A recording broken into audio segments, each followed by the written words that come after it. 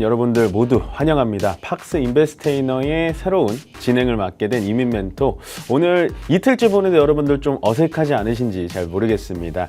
어저께를 제가 복귀를 해보면서 어떤 거를 좀 더 많이 전달을 해드려야 될까 많이 고민하고 오늘 또 출연을 했으니까요. 많은 지식을 얻어 가시고 많은 풍부한 지식 경험과 이런 것들을 가져가셨으면 좋겠습니다. 시장이 오늘 좀 많이 쉽지는 않은데요. 시장이 이렇게 좀 어려울 때는 여러분들 더 많이 도움이 되실 겁니다. 어려울 때일수록 투자나 매수나 매도 뭐 이런 거 하지 마시고요. 그냥 조금은 어렵겠지만 공부를 더 하시는 그런 시간을 가지시는 게 훨씬 더 낫다라고 말씀을 드리면서, 자, 오늘은 제가 두 번째 나온 날이기도 한데 일단은 오늘은 좀 특별하게 특별 과외 형식으로 좀 진행해 볼까 합니다.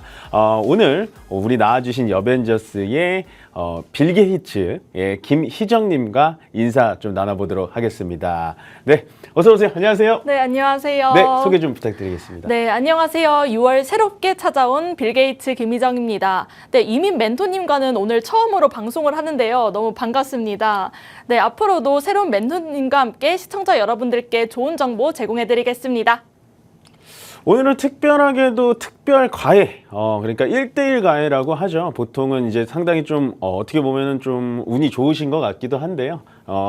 이렇게 특별 과외 시간이니까 제가 조금 더 세밀하고, 그 다음에 뭐 질문이 있으시면 중간중간 그냥 질문을 해도 되는 약간 좀 프리 토킹, 그 다음 좀 가볍게 좀 진행을 해주시는 게 시청자님 분들에게도 굉장히 많이 도움이 될 것 같고요. 그렇게 오늘은 좀 특별 과외 시간으로 준비해 보도록 하겠습니다. 네, 일단은 시작에 앞서서 마감 시황을 살짝 짚어드리고 갈게요. 코스피 시장 오늘은 그렇게 또 기분이 썩 좋지가 않습니다. 음봉 상태는 나쁘진 않은데 윗꼬리, 그러니까 시장 초반에는 살짝 좋았다가 밑으로 좀 떨어지는 듯한 움직임을 좀 보여줬는데요. 역시나 시장 초반에 우리 어저께 가스와 석유, 그다음 어쨌든 시추 뉴스 때문에 좀 올라갔던 종목들이 다시 한번 쭉 빼주면서 밑으로 좀 빠지는 듯한 움직임을 보여줬는데 아직까지도 조금 이해가 되진 않습니다. 일단은 국내 증시만 왜 이렇게 힘이 없이 빠지는지는 저도 조금 더 연구를 해봐야 될 것 같은데요. 전체적으로 일본 증시나 홍콩 증시, 상해 지수 뭐 이런 것들은 많이 나쁘진 않은데 계속해서 갈 듯 말 듯 좀 우리들을 조금 더 힘들게 하는 시장이지 않을까라는 생각이 듭니다. 이런 시장이 여러분들에게 조금 더 힘들다라고 느껴지는 이유가 뭐냐면요. 정해진 테마가 없기 때문이에요. 오히려 작년같이 2차 전지 테마들이 갈 때는 물론 포모 현상으로 2차 전지들을 가지고 계신 분들은 조금은 힘들었겠지만 그래도 2차 전지를 보유하신 분들께서는 상승을 계속해서 느끼셨을 텐데요. 오늘 같은 경우는 뭐 석유 관련주, 뭐 철관, 어저께랑 비슷하게 밸브 뭐 이런 것들이 좀 올라가 주는 것 말고는 딱히 올라간 테마가 전혀 없었다. 오늘은 원래 가져던 화장품이 됐던 반도체가 됐던 이런 쪽도 많이 좋지는 않았는데요. 일단은 시장은 제가 어저께도 반등의 시장은 아니니까 여러분들 관망하세요. 아직은 시장이 좋지도 나쁘지도 않습니다 라고 얘기한 게 바로 이런 부분이고요. 그나마 코스닥은 역시나 어제 말씀드린 것과 같이 코스피보다는 조금 더 좋은 흐름을 보여줬습니다. 밀고 당기고 하다가 결국엔 양봉의 십자형 양봉 형태를 나타나주면서 시장은 우리 위쪽으로 좀 더 가야 돼라고 얘기를 하고 있어요. 코스닥이 올라간 오늘의 이유는 역시나 제약바이오 쪽의 알테오진이라든지 이런 종목들이 좀 퍼포먼스를 보여주면서 제약바이오주들이 코스닥을 끌고요. 그에 따라서 시추 관련된 종목들, 석유, 가스 관련된 종목들이 또 가벼운 종목들만 좀 올라가 주면서 결국엔 코스닥은 좀 올라갔다라고 생각을 하시면 될 것 같습니다. 자, 오늘 그러면 제가 코스피와 코스닥을 좀 집어드린 이후에 항상 거래대금이 어떤 것들이 좀 많이 터졌는지 좀 여러분들께 많이 보여드리고 싶은데요. 거래대금이 오늘 가장 많이 몰린 거, 그러니까 쉽게 말씀드리면 주식시장에서 돈이 많이 몰린 곳에 대해서 우리가 거기에 있어야 이제 떡고물, 콩고물이라고 좀 떨어지는데 관심이 없는 테마엔 가지 마시고 현재 시장에서 관심이 있는 곳에 따라서 우리가 좀 움직여줘야 된다는 거예요. 오늘 거래대금은 상당히 특이한데요. 원래는 삼성전자가 우리나라 전체 주식시장의 절반이 넘게 시총을 가지고 있기 때문에 항상 삼성전자가 거래대금을 가장 많이 터져야 되는데요. 오늘은 정말 특이하게도 한국가스공사가 가장 거래대금이 많이 터졌습니다. 한국가스공사의 시총 대비 36%나 되는 어마무시한 금액이 터졌는데요. 한국가스공사의 움직임을 잠깐 보자면 요건 분봉으로 봐드릴게요. 상당히 움직임이 썩 좋지는 않아 보이죠. 어저께는 이제 상한가를 갔다가 상한가를 깨지 않는 듯한 움직임을 보여줬고 오늘 코스피 시장이랑 똑같이 위쪽으로 올라갔다가 횡보해서 마지막 한 1시 반 이후부터는 계속해서 빼는 듯한 움직임을 보여줬다는 거죠. 물론 한국가스공사가 이런 움직임을 보여줬기 때문에 이제 석유와 가스, 시추 관련된 종목들은 끝난 건가라고 오해하실 수는 있는데 아직은 조금 더 지켜봐야 된다라고 말씀을 좀 드리고 싶고요. 그거에 따라서 흥구석유 같은 종목들도 위쪽에 올라갔다가 밑으로 좀 빼는 듯한 움직임을 보여줬습니다. 다만 좀 작은 종목들, 뭐 밸브 관련된 동양철관, 시가총액 1,000억 이하짜리들은 여전히 상한가로 위쪽으로 좀 올라가긴 했습니다만 제가 어저께도 말씀드렸죠. 당연히 우리나라에서 유전이 나오고 가스가 나오면 정말 저는 그랬으면 좋겠습니다. 정말 바라는 마음인데 시추의 확률은 어저께도 말씀드렸다시피 20%입니다.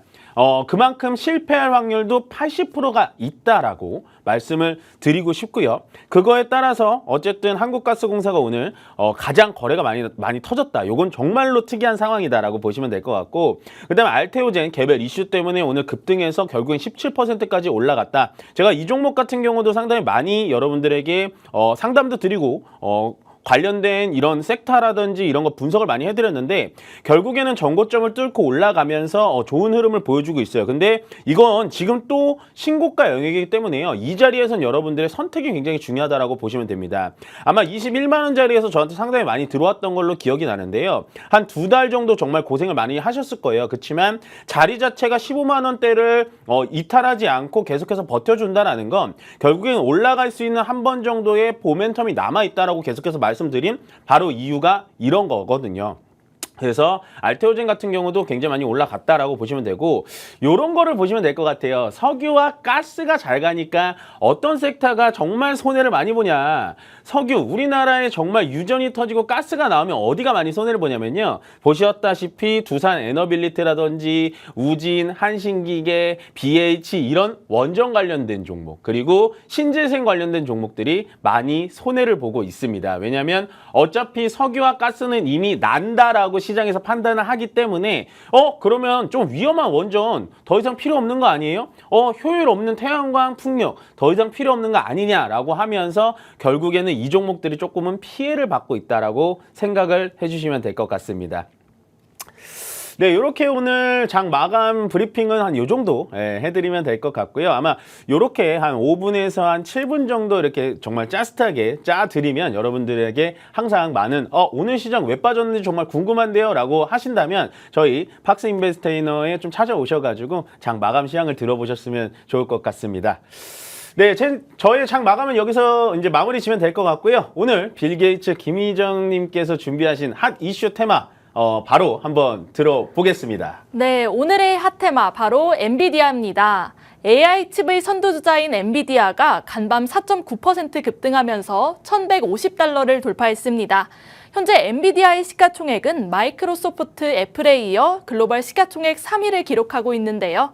2위인 애플과는 5,284억 달러 차이를 보이면서 조만간 애플을 따라잡을 것이란 기대감도 나오고 있습니다. 간밤 엔비디아의 급등 이유는 전날 젠슨 황 엔비디아 CEO가 차차 세대 AI 전용 칩 루빈을 공개했기 때문인데요.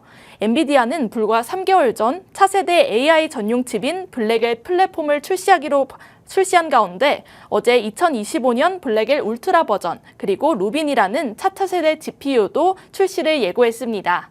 루빈은 2026년부터 양산할 계획이라고 합니다. 이렇게 엔비디아의 시장 지배력이 더욱 강화될 것이라는 기대감에 간밤 엔비디아는 5% 가까이 상승 마감했습니다. 또 앞서 엔비디아는 오는 7일 주식을 10대 1로 액면 분할한다고 밝히면서 투자자들의 접근성을 높이겠다고 밝힌 바 있습니다. 6일 장 마감까지 엔비디아 주식을 보유하면 7일 장 마감 후 1주당 9주를 추가로 받게 됩니다. 7일 액면 분할은 기업 가치에 직접적인 영향을 주지는 않지만 가격 부담을 낮춰서 매수세를 유입시키는 효과가 있습니다. 간밤 미국 엔비디아의 급등에 오늘 국내 일부 반도체 종목도 상승 마감했습니다. DI, TCK, 뉴파워 플라즈마 등 일부 반도체 종목이 상승 마감했습니다. 네, 오늘 또 핫 이슈 테마 어저께에 이어서 오늘도 굉장히 뜨거운 테마들을 잘 집어다 주시는 우리 여벤져스님들께 다시 한번 감사하다라고 말씀을 좀 드리고 싶고요. 희정 씨가 보기에는 엔비디아가 어디까지 올라갈 것 같으세요? 그래도 계속해서 새로운 칩을 출시한다고 하니까 한 1,300까지는 돌파를 하지 않을까 하는 생각을 하고 있습니다. 아, 1,300 네. 슬라. 아, 네. 원래 엔비디아가 $1,000 가기 전엔 1000슬라, 1000비디아 뭐 이런 거 얘기 많이 했었는데 네. 결국엔 지금 $1,000를 넘어갔잖아요. 네. 바닥에서부터 거의 지금 10배가 뭡니까? 뭐 엄청나게 올라갔는데 그쵸. 혹시 엔비디아 주식 갖고 있으세요? 아니요, 아쉽게도 못 샀습니다. 아, 그럼 말씀하신 대로 네. $1,300 이렇게 간다고 하면 네. 지금이라도 들어가셔도 되잖아요. 근데 지금 요즘 뭔가 고점이라는 얘기도 많고 해서 지금 들어가는 게 맞는 건지 약간 고민스러워서 오늘 멘토님께 지금 들어가도 되는지 여쭤보려고 가져왔습니다. 아, 뭐 결론을 말씀드리자면 엔비디아는 저도 판단을 할 수가 없습니다. 예, 할 수가 없고 너무 많이 올라갔기 때문에 이게 위쪽으로 더 올라갈지 밑으로 떨어질지는 알 수는 없지만 지금 화면에서 이제 엔비디아 차트를 좀 보실 수가 있어요. 역시나 바닥에서부터 정말 어마무시하게 많이 올라간 움직임을 보여주고 있고 일단은 엔비디아가 요쯤에서 이제 엔비디아 끝 맞고 떨어지는 거 아니야라고 했는데 방금 희정님께서 얘기하신 것처럼 결국엔 AI 가속기 그다음에 AI 쪽에 대한 신제품이 나와준다라는 모멘텀을 또 보여주면서 결국엔 엔비디아가 또다시 나스닥을 끌어당기는 움직임을 좀 보여주고 있습니다. 결국엔 지금 엔비디아의 움직임은요 앞으로 어떻게 위쪽으로 더 올라갈지는 엔비디아의 실적 여부와 엔비디아의 영업이익 그 다음에 AI 가속기의 앞으로의 수요 가능성 뭐 이런 거를 좀 쳐다보면서 엔비디아가 도대체 어디까지 갈지 저도 개인적으로 상당히 궁금하고 오늘 이 가져오신 주제 자체에서도 굉장히 좀 재미가 있고 어떻게 좀 풀어드려야 될지 엔비디아란 도대체 어떠한 회사인지 뭐 여기까지 좀 역사까지 좀 파고 들어가는 그런 좀 재밌는 시간 준비했으니까요. 엔비디아에 대해서 한번 제가 상세하게 풀어드리도록 해보겠습니다. 아시겠죠? 네, 너무 기대됩니다. 네. 그러면 일단은 엔비디아의 이제 핫 이슈 테마는 여기서 한번 들어봤고요. 제가 자리를 옮기고 엔비디아에 대해서 도대체 엔비디아 너는 누구냐? 라고 하면서 자리를 옮겨서 여러분들에게 상세 강의를 해드리겠습니다. 잠시 후에 뵙겠습니다.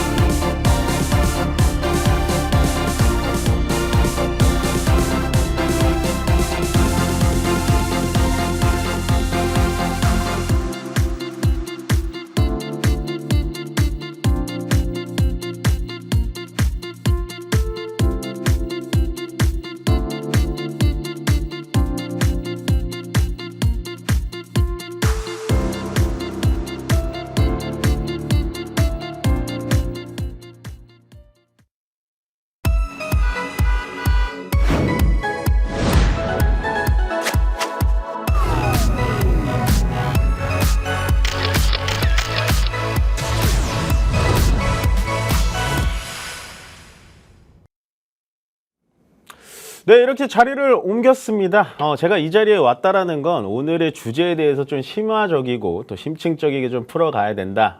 이제부터 필기까지 하실 필요는 없고요. 그냥 뭐 귀만 열어 놓으신다면 저희가 꼭 엔비디아만 얘기할 게 아니고요. 방금 희정님께서 얘기하신 것처럼 엔비디아에 관련된 종목이라든지 엔비디아가 앞으로 올라가면은 우리나라 주식에 어떠한 주식들이 좀 수혜를 받을지 그 다음에 엔비디아가 움직여준다면 무조건 AI만 가는 게 아니라 엔비디아의 또 경쟁사라는 AMD까지 좀 풀어주면서 지금은 삼성전자와 하이닉스의 움직임이 굉장히 다릅니다.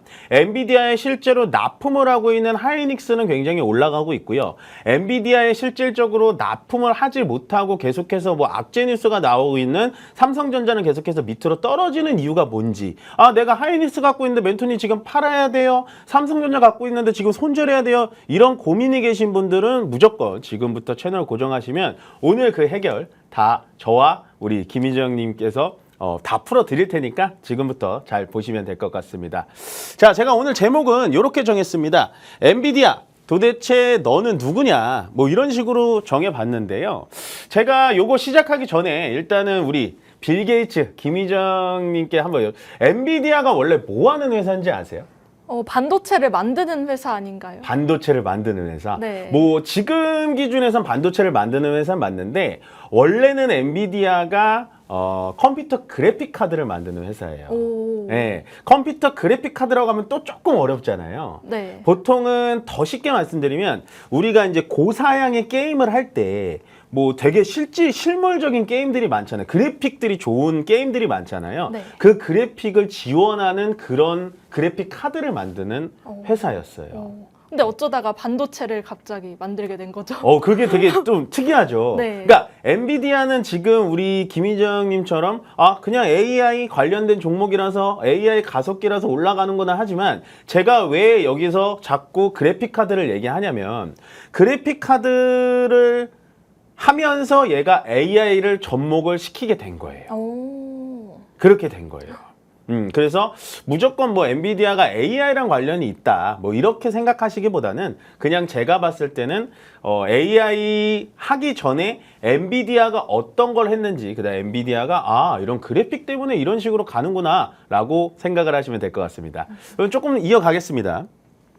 보시다시피요, 엔비디아는 3D 그래픽스라는 거를 원래 만들던 회사입니다. 요게 이제 1993년도부터 시작을 했고요. 그러다가 엔비디아가 만들어낸 게 RTX라는 거예요. 말 그대로 요거는 약간은 이제 게임을 조금 하신 분들은 아실 거예요. 엔비디아 하면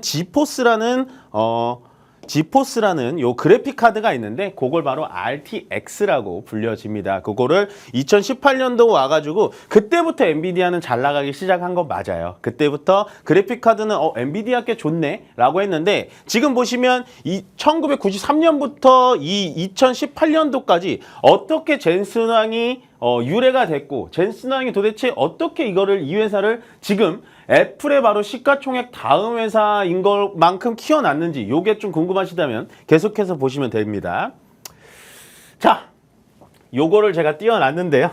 질문을 또 바로 해보겠습니다. 요거 지금 화면에 보는 요 두 사진 어딘 것 같으세요? 약간 한글이 써 있는 걸 보니까 저희 한국인 것 같은데요. 그쵸? 네. 한국의 어딘 것 같으세요? 딱 보시면. 뭔가 용산역의 느낌이 납니다. 용산하면 뭐가 떠오르세요? 용산 CGV? 용산 CGV 좋아요. 용산 CGV가 왜 생각나세요? 그 영화를 거기서 아이맥스 자주 봐가지고. 맞아요. 네. 예전에 탐 크루즈도 가가지고 미션 임파서블 보고 오늘의 근데 약간은 엔비디아는 어울리지 않는데 용산하면은 약간은 이제 또 이제 저와는 또 시대가 또 차이가 있으니까 예전에 용산하면요 어떤 느낌이냐면 컴퓨터 가게가 굉장히 많았던 지역이에요. 그건 모르실 수 있어요. 네. 네, 보통 이제 요즘 분들 MZ들이라고 하면 용산 가면은 CGV, 용산 가면 뭐 그 아이파크몰 뭐 이런 거 생각할 수 있는데 한 15년 전, 10년 전 최소 하면은 컴퓨터 사러 가면 용산 가야지. 엄마 아빠 컴퓨터 사주세요. 용산 가요. 이런 느낌이에요.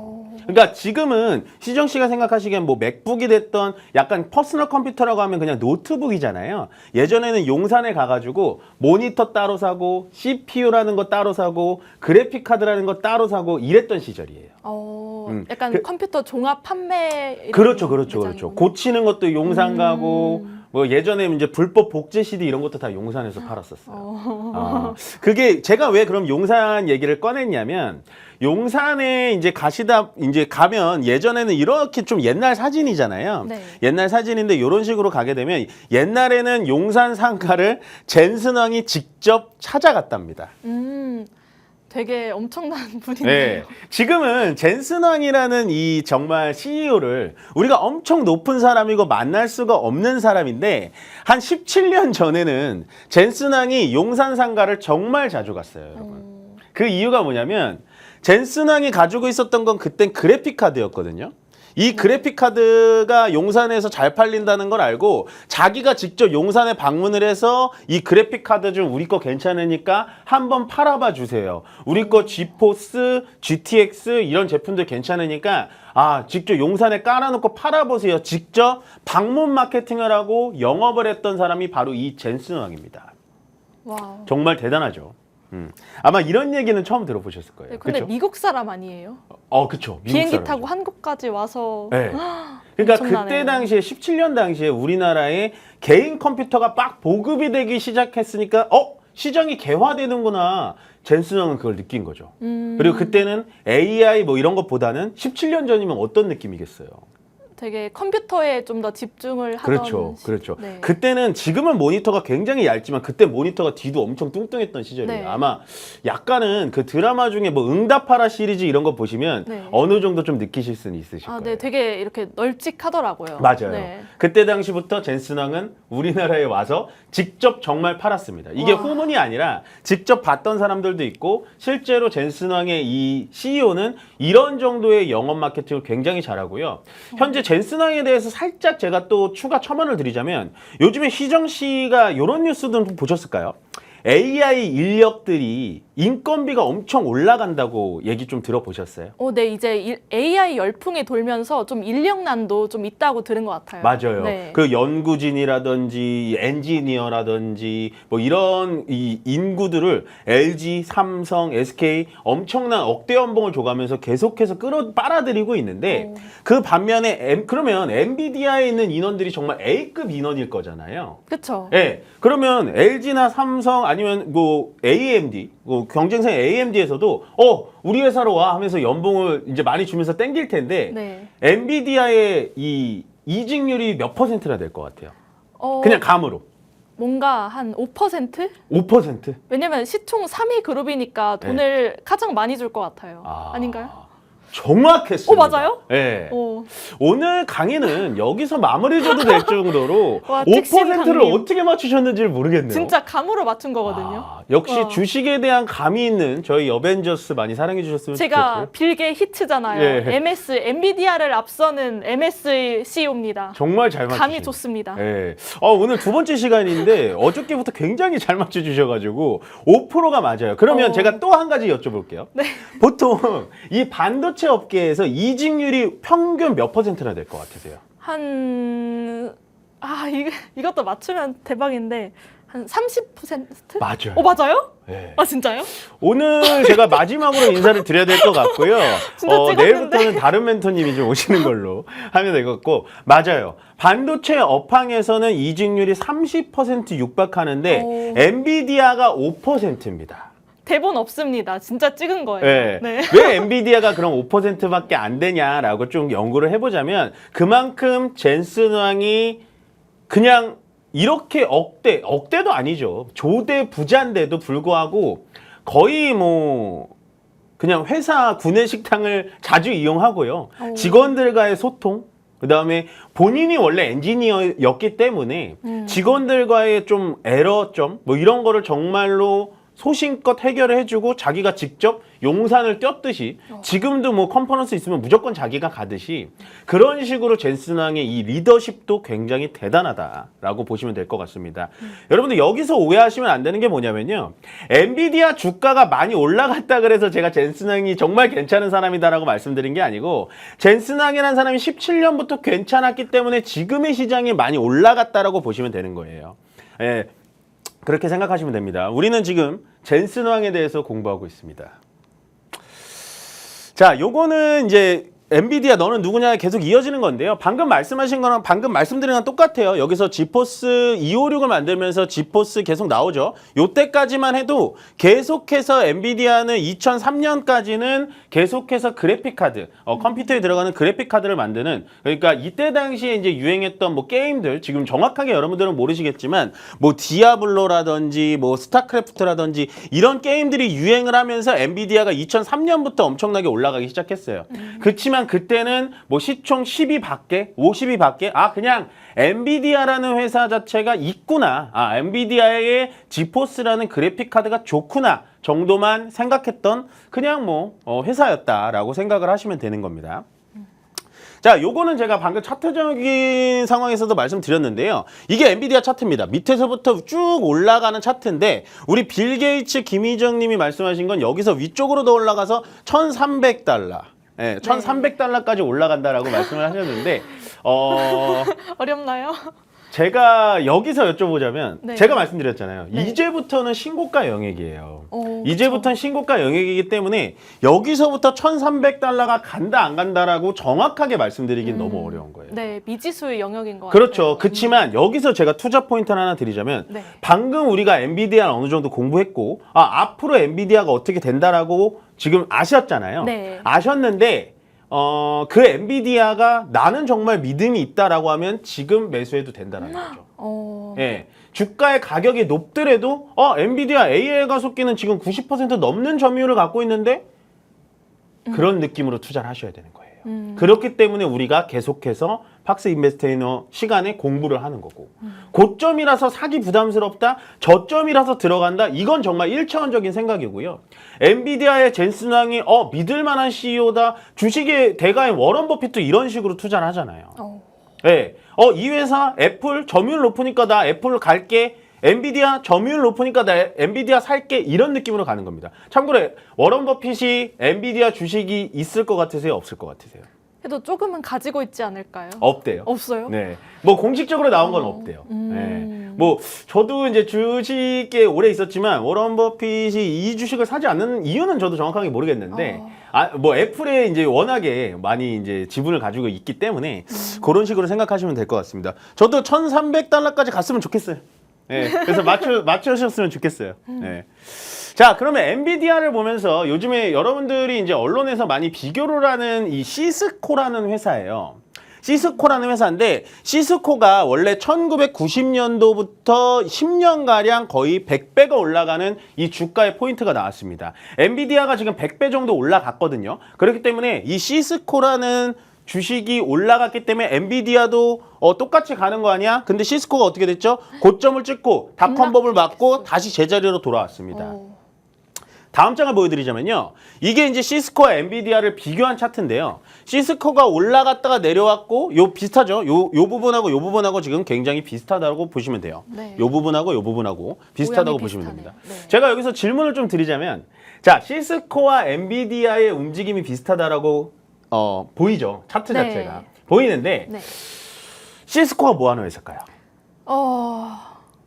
뭔가 비슷한 AI 쪽을 다루는 곳 아닐까요? 그래픽이나 반도체? 맞아요. 그러니까 포괄적으로 보면은 정말 비슷한 회사긴 한데 시스코는 보통 인터넷 전화기, 통신망, 무선 통신망 뭐 이럴 때거든요. 아까 보여드렸다시피 1990년도 초반에는 인터넷 광통신이 막 시작될 때라서 시스코가 엄청나게 올라갔고 지금도 AI 시대가 도래했죠. 그렇죠.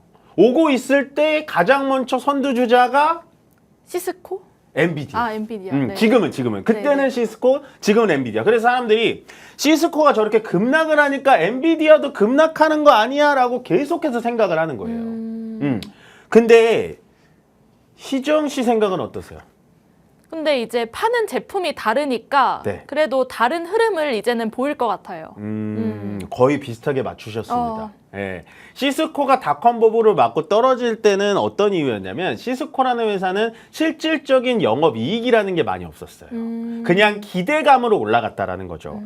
광통신? 야, 인터넷이라는 거 너무 신기한데? 야, 그냥 집에서 검색해도 되는데? 시스코라는 회사 이런 거 한다던데? 하면서 쭉 올라갔어요. 물론 지금 시스코라는 회사는 굉장히 탄탄하고 좋은 회사입니다, 여러분.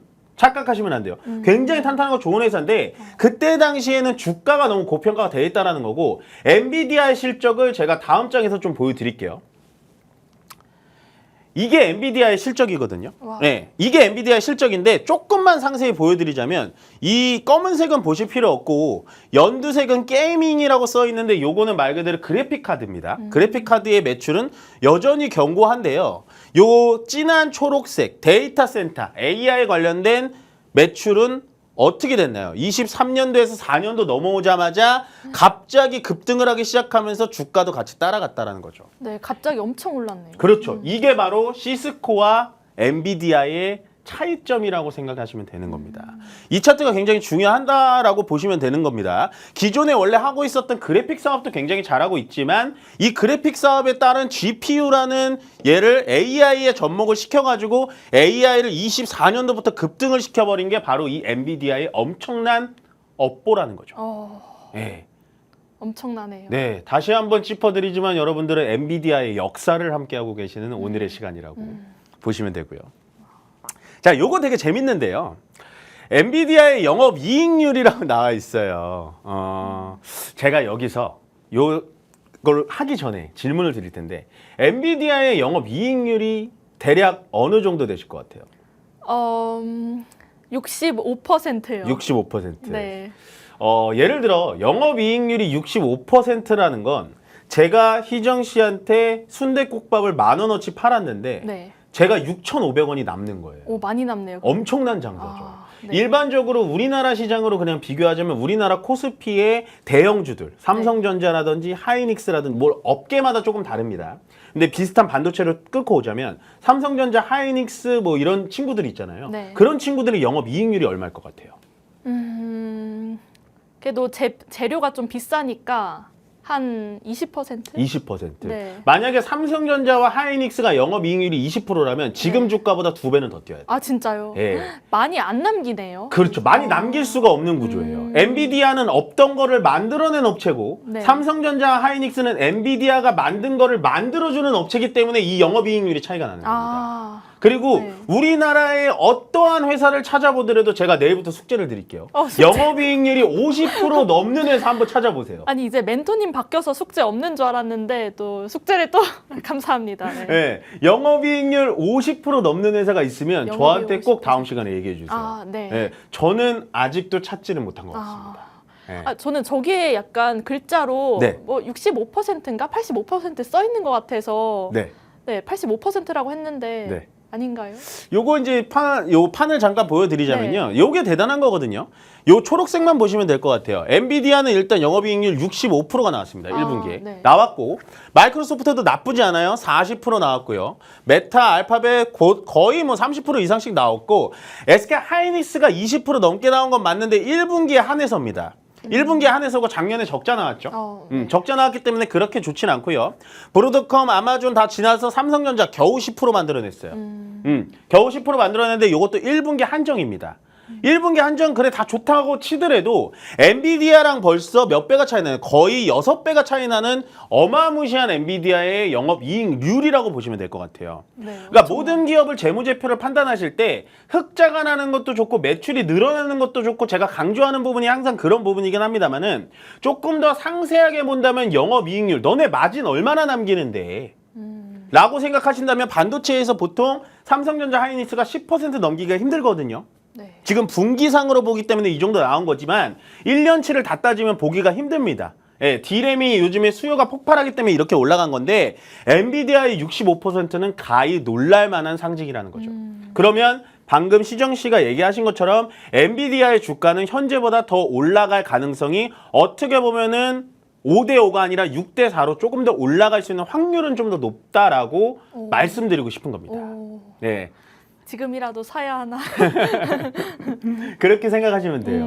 네, 조금 이제 엔비디아에 대해서 엔비디아의 이런 한꺼풀 정도를 딱 벗겨보니까 네. 조금은 좀 생각이 달라지시죠. 네, 조금 더 지금 매수를 해도 될 것 같다는 긍정적인 생각이 듭니다.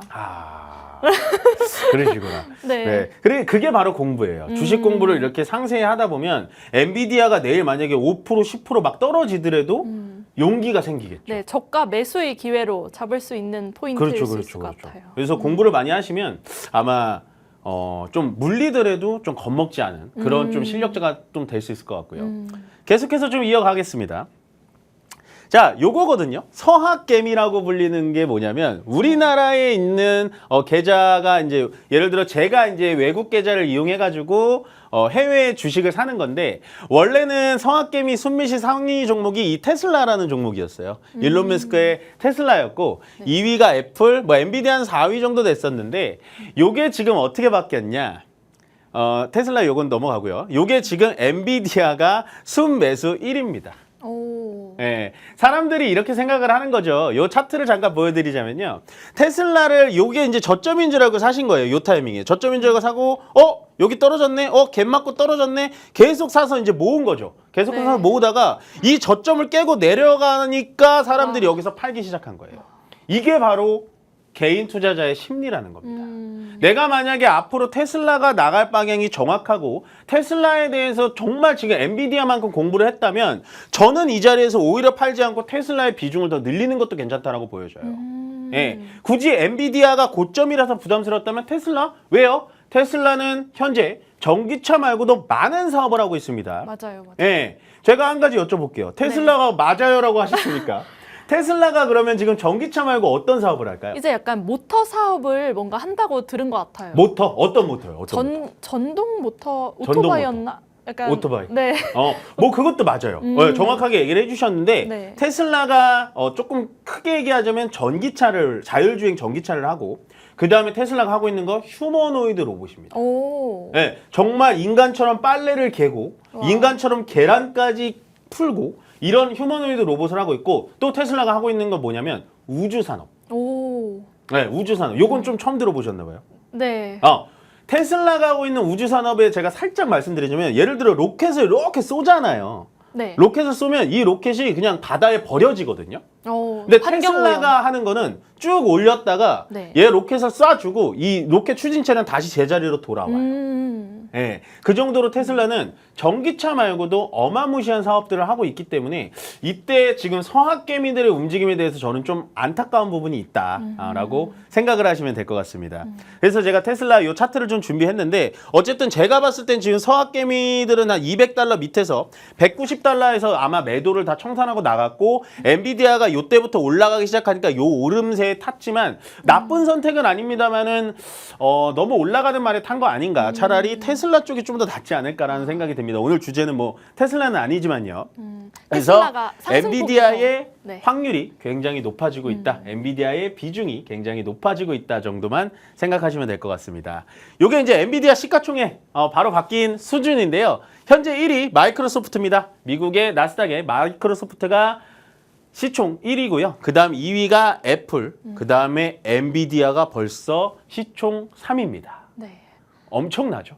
네, 근데 또 애플을 따라잡을 수 있다는 그런 기대감들도 일고 있는 것 같아요. 맞아요, 네. 맞아요. 많이 공부를 하셨는데 네. 그러면 애플을 따라잡고 시총 2위가 되는 게 무슨 의미가 있을까요? 엔비디아한테.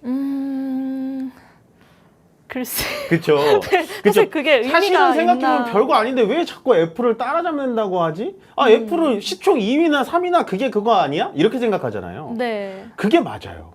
아, 그래요? 그냥 매스컴에서 만든 헤드라인을 뽑기 위한 수단이에요. 아, 네. 기사에서 자꾸 이제 애플을 따라잡는다 하니까 뭐가 좀 대단한 일이 있나 싶어서. 맞아요. 그렇게 네. 되니까 우리 개인 투자자들이 애플은 팔고 엔비디아를 사게 되는 아. 거죠. 네. 음. 뉴스에 현혹되지 약간 말자. 그렇죠. 네. 네. 현혹돼 버렸습니다. 그렇죠. 그러니까 현혹되실 때마다 항상 이 자리를 오시면 제가 다시 한번 꺼내드리겠습니다. 감사합니다. 네. 그래서 보시면 엔비디아가 벌써 3위까지 왔는데요. 제가 봤을 때도 엔비디아는 애플의 시총을 넘어설 수도 있어 보입니다. 네. 지금은 이 시총 2위까지 올라갈 확률이 굉장히 높고요. 얼마 차이가 안 나기 때문에 애플은 요즘 악재가 많아서 여러분들 엔비디아가 좀 올라가긴 할 텐데 시가총액 순위는 뭐 말씀드렸다시피 그렇게 의미가 있을까라는 생각이 좀 듭니다. 워낙 많이 올라왔기 때문에. 자, 그러면은 제가 차트를 보여드릴게요. 방금 여러분들이 많이 궁금해하시는 부분입니다. 엔비디아가 가면 하이닉스가 가는 거 맞습니다. 엔비디아 GPU를 받쳐줄 수 있는 거 SK 하이닉스의 HBM이란 반도체고요. HBM이란 반도체는 말 그대로 원래는 단층이었다가 적층을 쌓아서 지금은 8단까지 이렇게 겹쳐서 쌓을 수 있는 기술을 가진 건 유일무이하게 대한민국의 SK 하이닉스밖에 없어요. 그렇기 때문에 엔비디아가 올라갈 때 SK 하이닉스도 같이 올라갔습니다. 같이 올라갔는데요. 요거 위쪽을 제가 살짝 지어보자면 요거는 이제부터 제가 보여드릴게요. 기술적으로 좀 들어갈 필요가 있는데요. SK 하이닉스가 올라갔다가 눌려서 N자파 등으로 올라갔죠. 네. 다시 한번 눌렸다가 지금 또 한번 올라갈 듯한 움직임을 좀 보여주고 있습니다. 네. 여기가 바로 변곡점이라고 보여지는 거거든요. 오. 이 자리에서 지금 위로 올라갈지 밑으로 내려갈지는 상황을 지켜봐야 되는 거죠. 혹자는 이렇게 얘기합니다. SK 하이닉스 너무 고점 아닌가요? 고점 맞습니다. 엔비디아는 고점 아닌가요? 고점인 것 같아요. 예. 그러면 우리가 조금은 안전하게 투자를 하자면 지금은 SK 하이닉스가 날까요? 삼성전자가 날까요? 요거를 양자택일을 할 수가 있는 건데 네. 희정 씨 생각은 어떠세요? 어려운 선택인 것 같은데 네. 그래도 이제 SK 하이닉스가 엔비디아에 HBM을 공급을 하고 있잖아요. 삼성전자는 실패했다고 들었어요. 그래서 SK 하이닉스가 조금 더 지금 가능성이 있지 않나 하는 생각이 있습니다.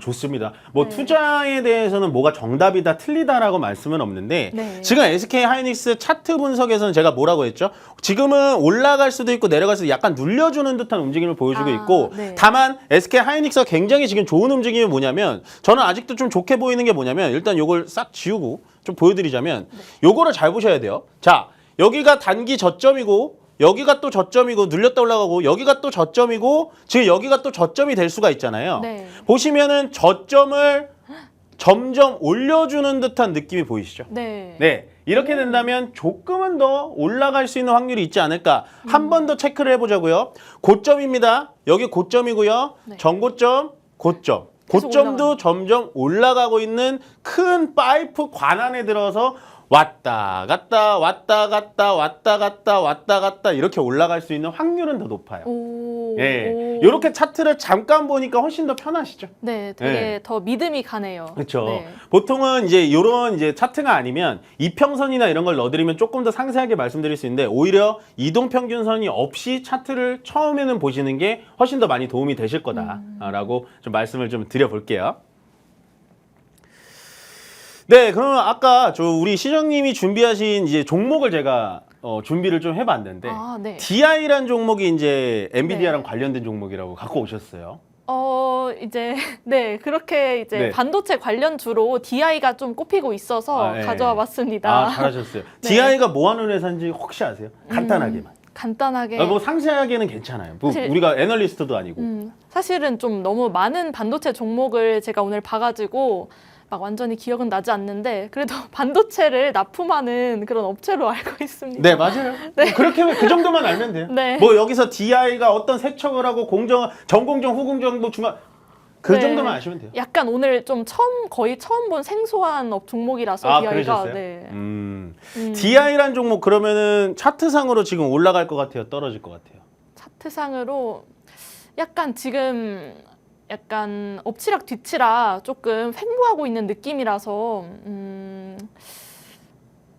모르겠습니다. 아, 모르는 게 제일 정확해요. 아, 진짜요? 네. 왜냐면 모르면은 이 종목을 안 사면 되잖아요. 그렇죠. 네, 자 보세요. 지금은 DI라는 종목은 일단 기본적인 분석은 끝났습니다. 말 그대로 HBM 관련주고 반도체 관련주고 그냥 뭐 이 정도만 아시면 돼요. DI의 역사, DI의 재무제표 필요 없이 이제 기술적으로 넘어온다면 DI가 어떻게 되냐? 바닥에서부터 위쪽으로 올라가서 이쪽에서 횡보하다가 여기서 지금 올라갈랑 말랑 하고 있는데 네. 자 보시면 이쪽에서 지금 저점을 이렇게 저점을 만들어 놨죠. 15,000원과 2만 원 사이, 17,000원 정도 사이에서. 네. 네, 이런 종목들은 어떻게 해야 되냐? 시가총액 작은 종목들은요. 이 전고점을 어떻게 넘어가는지를 잘 봐야 돼요. 25,000원짜리를. 25,000원짜리를 넘어가면 위쪽으로 신고가로 올라갈 수 있고요. 이 종목을 내가 만약에 2만 원짜리에서 샀다. 라고 하면 25,000원을 어떻게 트라이 하는지를 지켜봐야 되고 근데 이렇게 빠른 종목을 살 땐 딱 두 가지 선택을 하셔야 됩니다. 위쪽으로 신고가로 올라갈 것이냐 아니면은 나만의 손절가인 17,000원 여기 저점에 만든 17,000원짜리에서 과감하게 손절을 할 수 있을 것인가 요 두 가지 양자택일이라고 들어가야 되는 차트인 거예요. 아시겠죠? 네. 쉽죠? 자, TCK도 마찬가지입니다. 요것도 비슷하죠? 차트가 바닥에서 올라갔다가 횡보했다가 다시 전고점을 지금 트라이 하고 있어요. 네. 요거는 어딜까요? 요거 전저점 11만 원, 나만의 손절 라인 TCK 11만 원까지 본 다음에 만약에 얘가 떨어져서 11만 원을 깬다. 그러면 여기서 기다리지 마시고 그냥 손절을 하셔야 된다라고 생각하시면 됩니다. 오늘 비슷한 차트 두 가지 말씀을 드렸는데요. 엔비디아 얘기하다가 결국엔 국내 주식까지 넘어왔습니다. 네. 어떻게 되셨나요? 오늘의 마지막 한 주평 한번 들어보겠습니다. 아, 네, 요즘에 사람들이 엔비디아에 대한 관심이 참 많잖아요. 그래서 저도 그리고 요즘에 천비디아도 달성하고 계속해서 신제품을 만들고 있는데 그래서 저도 이제라도 엔비디아 매수를 해야 하나 약간 궁금했는데 오늘 기술적 분석을 통해서 그리고 앞으로 또 어떻게 올라갈 수 있는지 이런 여러 가지 말씀 주셔서 조금 더 확신을 갖고 매수 포인트로 잡아도 좋을 것 같다는 생각을 했고요. 엔비디아 이외에도 또 다른 종목을 기술적으로 분석을 해서 더 많은 반도체 종목을 제가 좀 더 투자 포인트로 잡을 수 있어서 되게 유익했던 것 같습니다. 네, 오늘 두 번째 시간 어떻게 재밌게 잘 들으셨습니까? 앞으로도 뭐 어떠한 종목을 가져오든 제가 정말 상세하게 말씀드릴 테니까요. 많은 도움 앞으로도 드리겠습니다. 오늘 시청해 주셔서 감사하고요. 저는 여기서 마무리 짓도록 하겠습니다. 고맙습니다.